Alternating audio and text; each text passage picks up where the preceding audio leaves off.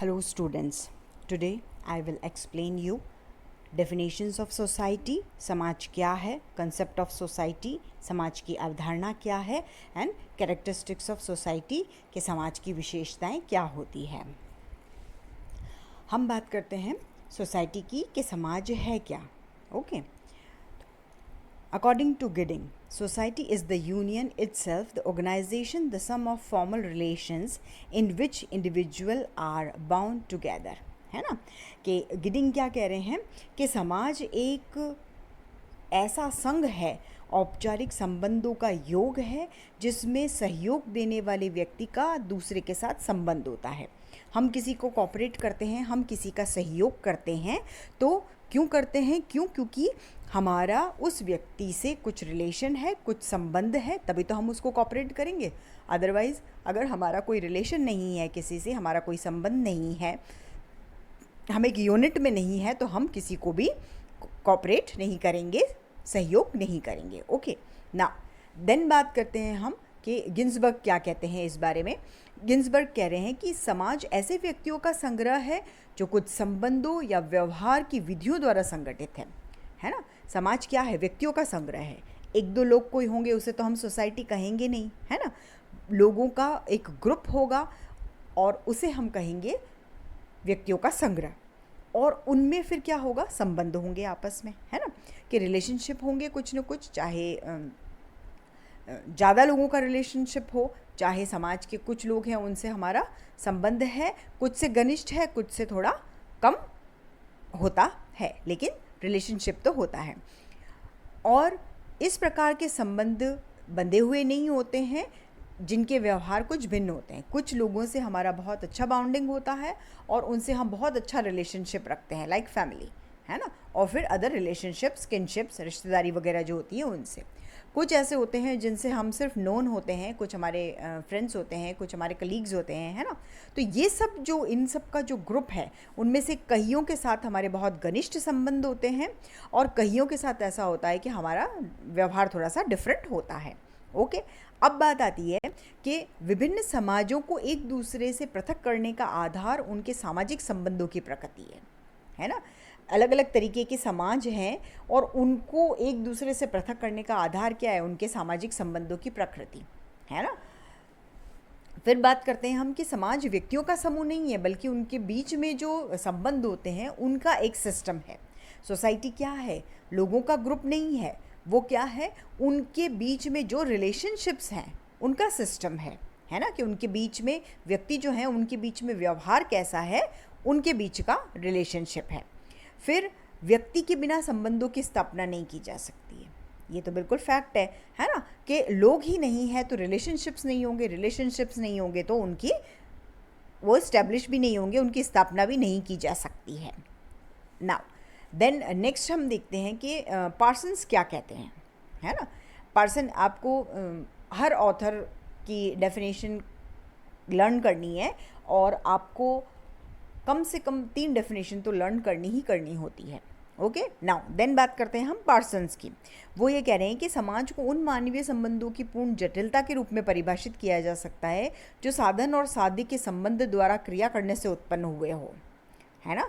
चाहे हमारे पास जो साधन है, चाहे जो साध्य है, उनके द्वारा जो प्रोसेस किया जाता है, चाहे सहयोग का हो, चाहे संघर्ष का हो, है ना, वो जो भी क्रियाएं उत्पन्न होती हैं वो या तो क्या होती है, कुछ सिंबॉलिक होती है, प्रतीकात्मक होती है, या फिर वो यथार्थ होती है।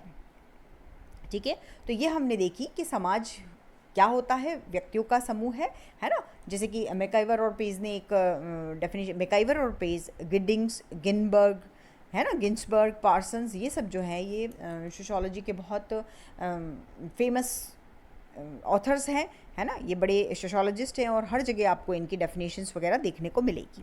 नाउ अब बात करते हैं हम कि समाज क्या है। तो मैकाइवर और पेज ने कहा है कि ये एक ऐसा संबंधों का जाल है जिसका हम अध्ययन करते हैं, है ना। वेब है किसका? रिलेशनशिप्स का, है ना। सोसाइटी क्या है?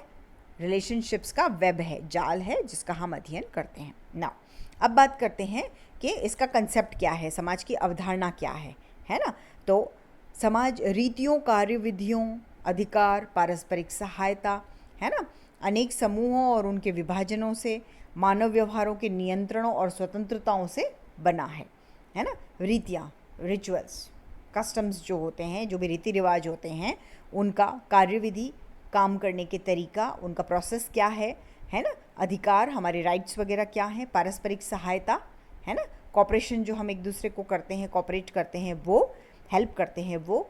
अनेक समूहों तथा उनके विभाजन, है ना, ग्रुप भी हैं और उनको डिवाइड भी किया जाता है, वो अलग भी होते हैं, वो सब कुछ। और हमारा ह्यूमन बिहेवियर जो होता है, हमारा ह्यूमन बिहेवियर जो है, मानव व्यवहार जो है, उनका नियंत्रण, ऑब्वियस है, हर चीज़ का नियंत्रण होना ज़रूरी होता है, हर चीज़ पर कंट्रोल करना ज़रूरी होता है। और फिर फ्रीडम भी चाहिए, स्वतंत्रता भी चाहिए और नियंत्रण भी चाहिए, उनकी व्यवस्था है ना। फिर बात करते हैं कि इसका नेक्स्ट कंसेप्ट ये कह रहा है कि समाज सामाजिक संबंधों का जाल है। अभी हमने आपको बताया कि समाज क्या है, सामाजिक संबंधों का जाल है और हमेशा चेंज होता रहता है, सदैव वो क्या होता रहता है, परिवर्तित होता रहता है। अब कह रहे हैं, बात हम कर रहे हैं कि संबंधों के जाल का अभिप्राय क्या है। अब हमने यहाँ कह तो दिया कि संबंधों का जाल होता है, लेकिन ये संबंधों का जाल होता क्या है, तो ये क्या है, एक कॉम्प्लिकेटेड व्यवस्था है, एक जटिल प्रोसेस है जिसके द्वारा व्यक्ति परस्पर संबंधित रहते हैं, है ना। संबंध, हमारे रिलेशनशिप्स होते हैं, हमारे फैमिली रिलेशनशिप्स होते हैं, हमारे फ्रेंड रिलेशनशिप्स होते हैं, है ना। हम कुछ लोग ऐसे होते हैं जिनसे हमारी यूं ही जान पहचान वगैरह हो जाती है, कोई क्लब्स होते हैं, है ना, उनके कांटेक्ट में हम होते हैं, कुछ ऐसे ग्रुप्स होते हैं, है ना, उनके कांटेक्ट में हम होते हैं और उनसे हमारा क्या होता है, परस्पर संबंध होता है। अब ये जो संबंध सारे हैं, ये ऐसा जटिल प्रोसेस है जिसको हम बहुत अच्छी तरह से समझ नहीं पाते हैं, उसको एक्सप्लेन नहीं, बहुत डीपली एक्सप्लेन नहीं किया जा सकता है। तो ये यहाँ कह रहे हैं कि ये एक ऐसा जटिल प्रोसेस है जिसका व्यक्तियों से परस्पर संबंध होता है। समाजशास्त्र समाज का ही विज्ञान है ना। सोशियोलॉजी क्या है, समाज का ही एक विज्ञान है तथा समाज की वास्तविक अध्ययन वस्तु समाज की व्यवस्था है। हमने इसके अंदर ये कंक्लूजन निकाला है कि क्या है, ये एक साइंस है। जैसे साइंस में सब डीप एनालिसिस करते हैं ना, कि अगर कुछ एक्सपेरिमेंट हो रहा है तो ये क्यों हो रहा है, इसका रीज़न क्या है, और इसका हम किस तरीके से हम इसको चेंज कर सकते हैं, और बहुत डीप गहन अध्ययन किया जाता है। उसी तरीके से सामाजिक व्यवस्था जो है वो बहुत ही जटिल है। व्यक्तियों का ये जो पारस्परिक संबंध होते हैं व्यक्तियों के, वो बहुत जटिल होते हैं और उनको विज्ञान के रूप में ही देखा जाना चाहिए, अध्ययन किया जाना चाहिए।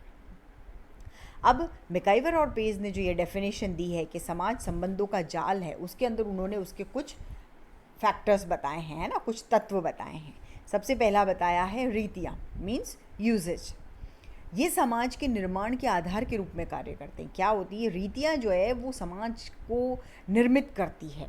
जैसे व्यक्ति को विशेष तरीके से व्यवहार करने की प्रेरणा होती है, मतलब जैसे खान पान, तो हमारा जो खान पान है उस पर डिपेंड करता है।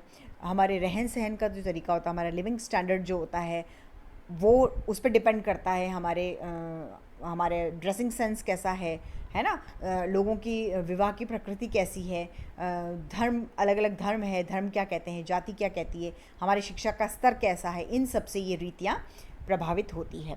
देन आफ्टर बात आती है कार्यप्रणाली, प्रोसीड्यूर्स। कार्यप्रणालियों से तात्पर्य व्यवहार के नियमों और विभिन्न संस्थाओं से है ना, कि हमारा बिहेवियर कैसा है और जो संस्थाएं हैं उनके नियम क्या क्या कहते हैं, है ना।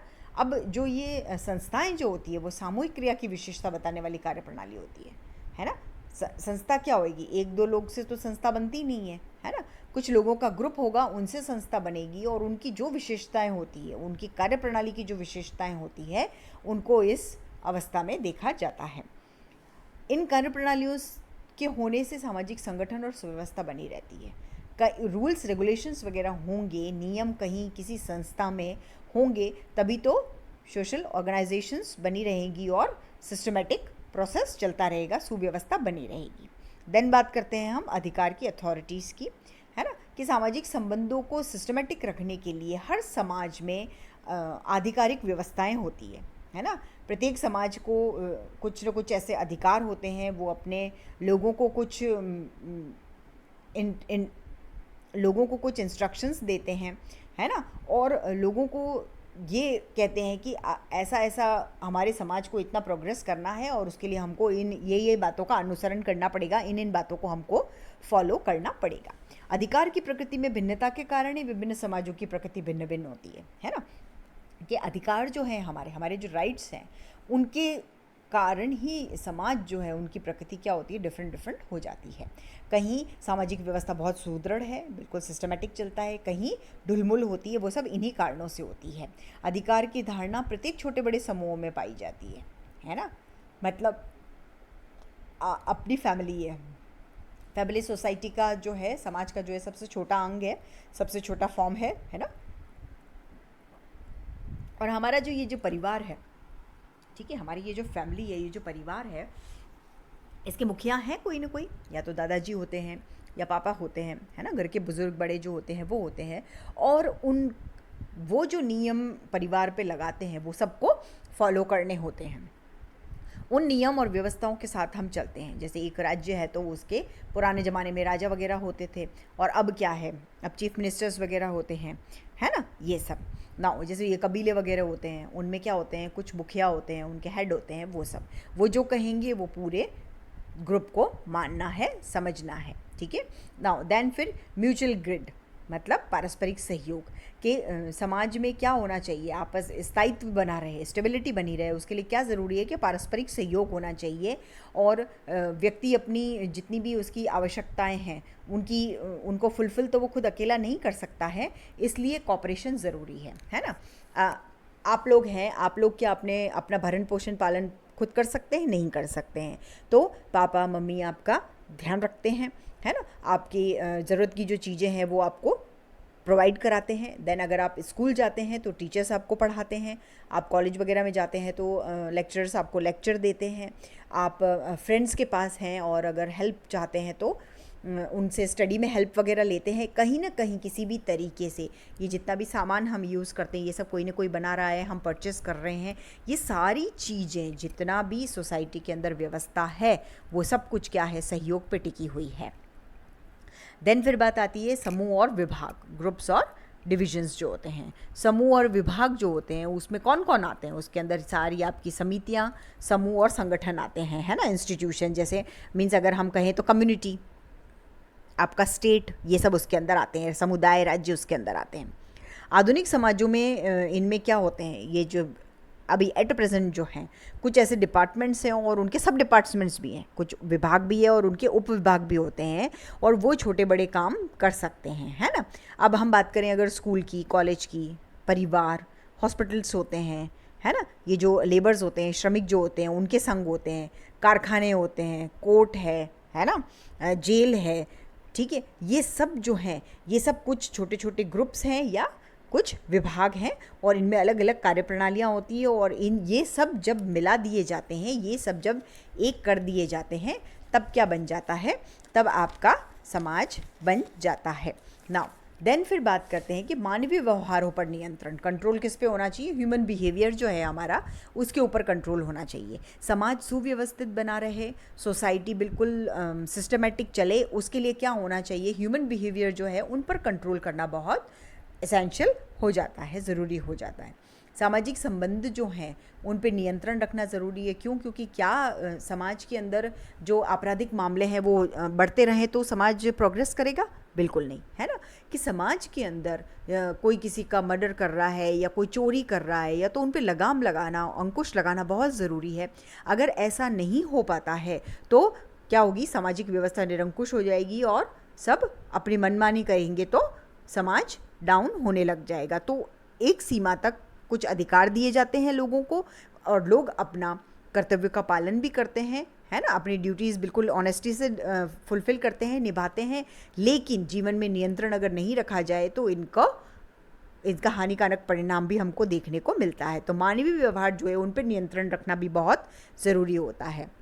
और लास्ट इसके अंदर है लिबर्टी, स्वतंत्रता, है ना। कोई भी सामाजिक व्यवस्था जो होती है वो अपने सदस्यों को बहुत अधिक नियंत्रण में बहुत लंबे टाइम तक नहीं रख सकती है ना। एक बिल्कुल हेल्दी एटमॉस्फेयर और गुड रिलेशनशिप्स होने के लिए, उनको डेवलप करने के लिए ये बहुत ज़रूरी हो जाता है कि समूह के सदस्यों को कुछ फ्रीडम भी दी जानी चाहिए, है ना, कुछ स्वतंत्रता भी मिलनी चाहिए। कहीं कहीं ज़रूरी भी है कि अंकुश लगाया जाए और हमें बहुत ज़्यादा फ्रीडम भी ना दी जाए और बिल्कुल अंकुश भी न लगाया जाए। हमें कुछ फ्रीडम चाहिए और कुछ हमारे व्यवहारों पे, हमारे अधिकारों पे, सब पे नियंत्रण भी लगाया जाना चाहिए। तो ये क्या है कि हम देखते हैं कि जितने भी समाज हैं उनमें सदस्यों के व्यवहारों पे अनेक प्रकार के नियंत्रण लगाए जाते हैं और उनको स्वतंत्र भी रखा जाता है, जिससे क्या होता है कि आपस में संबंध जो है वो सुव्यवस्थित बने रह सकते हैं। देन आफ्टर हम बात करते हैं किसकी, समाज की प्रमुख विशेषताओं की, है ना। मेन कैरेक्टरिस्टिक्स ऑफ सोसाइटी जो है ना, हमारी कैरेक्टरिस्टिक्स है सोसाइटी की, वो क्या क्या है तो हम देखेंगे। उसके अंदर फर्स्ट है म्यूचुअल अवेयरनेस, है ना, पारस्परिक जागरूकता। अब अवेयरनेस तो बहुत अच्छी तरीके से आप जानते ही हैं कि क्या होता है। जागरूकता मतलब एक पर्सन जो है उसकी मानसिक चेतना क्या कहती है ना, हमारा माइंड कितना कॉन्शियस है कोई काम करने के लिए। तो समाज प्रोग्रेस करेगा कब करेगा, जब व्यक्ति जागरूक होगा, उसकी मानसिक चेतना जो है वो बहुत क्रियाशील होगी। देन फिर ये कह रहे हैं सेकंड कैरेक्टरिस्टिक इसकी है कि सोसाइटी इज़ एब्स्ट्रैक्ट, समाज अमूर्त है।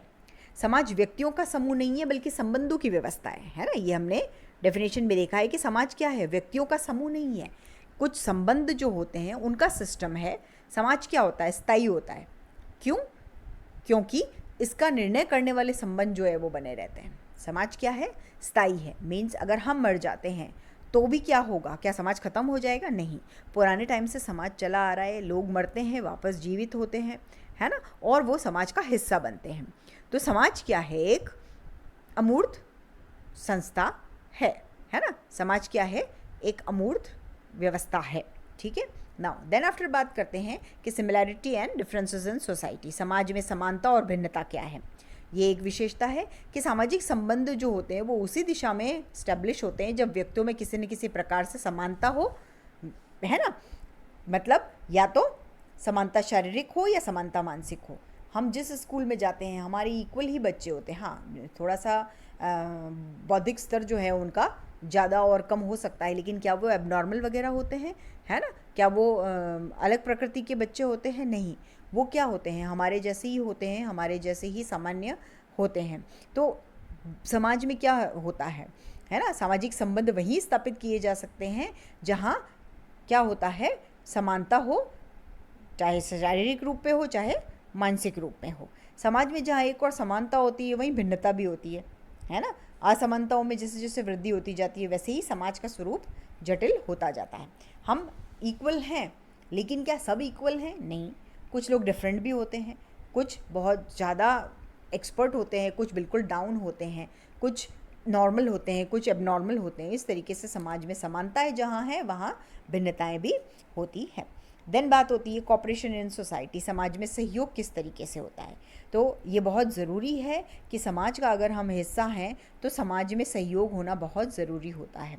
और ये सहयोग जो होता है इसका पूरा एक चैप्टर है आपके बाद में, उसको हम पूरा बाद में एक्सप्लेनेशन करेंगे, उसका पूरा अच्छी तरह से डिस्कस करेंगे उसको। अभी हम शॉर्ट में देखते हैं कि समाज में सहयोग किस तरीके से होता है। तो सहयोग जो है वो प्रत्यक्ष और अप्रत्यक्ष, डायरेक्ट और इनडायरेक्ट दो तरीके से होता है ना। प्रत्यक्ष मीन्स डायरेक्ट, परिवार में हम जो एक दूसरे का सहयोग करते हैं वो, और अप्रत्यक्ष रूप में जो अभी हम लोग कर रहे हैं, राइट, कि हम आपको पढ़ा रहे हैं लेकिन यहाँ क्या है, ऑनलाइन क्लासेस है क्योंकि कोरोना काल है और ये जो सिचुएशन है इसमें ऐसा पॉसिबल नहीं है। तो ये इनडायरेक्ट रिलेशनशिप है ना, कि हम आपको अप्रत्यक्ष रूप से सहयोग कर रहे हैं, है ना, ठीक है ना। देन बात आती है समाज में संघर्ष, कॉन्फ्लिक्ट।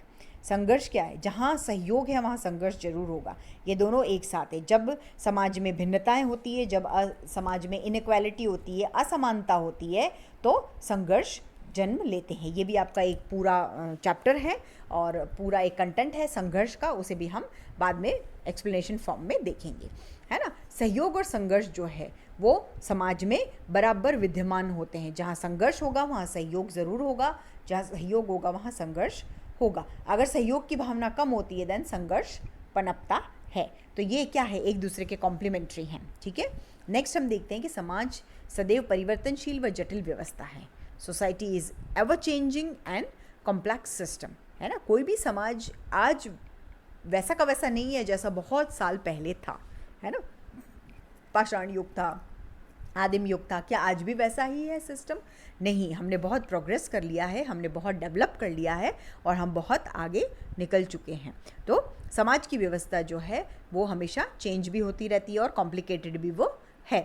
देन आफ्टर बात आती है कि समाज केवल मनुष्यों तक ही सीमित नहीं है। समाज क्या है, केवल मनुष्यों तक ही सीमित नहीं है। जो पशु पक्षी होते हैं, कीड़े मकोड़े होते हैं, जानवर वगैरह है, उनका जो ग्रुप होता है उसे भी सोसाइटी कहा जाएगा। क्यों? क्योंकि कहीं ना कहीं उनमें भी अवेयरनेस है। हाँ, मनुष्य से थोड़ी कम है लेकिन अवेयरनेस तो उनमें भी होती है, कल्पना शक्ति उनकी भी होती है, जीवन वो भी जीते हैं, प्रोग्रेस वो भी करते हैं, है ना। कॉपरेशन वगैरह, कॉन्फ्लिक्ट वगैरह उनमें भी होता है, लेकिन हम लोगों से थोड़ा सा कंपैरेटिवली कम वो प्रोग्रेस करते हैं, है ना। उनमें चेतना थोड़ी सी हम लोगों की बनिस्बत कम है, ठीक है। समाज की कल्पना जो है वो अन्य प्राणियों में भी है और इसी कारण से इसको क्या कहा गया है, मानव समाज का अध्ययन कहा गया है। और ये कहा गया है कि सोशियोलॉजी जो है, समाजशास्त्र जो है, उसके अंदर मानव समाज, ह्यूमन सोसाइटी का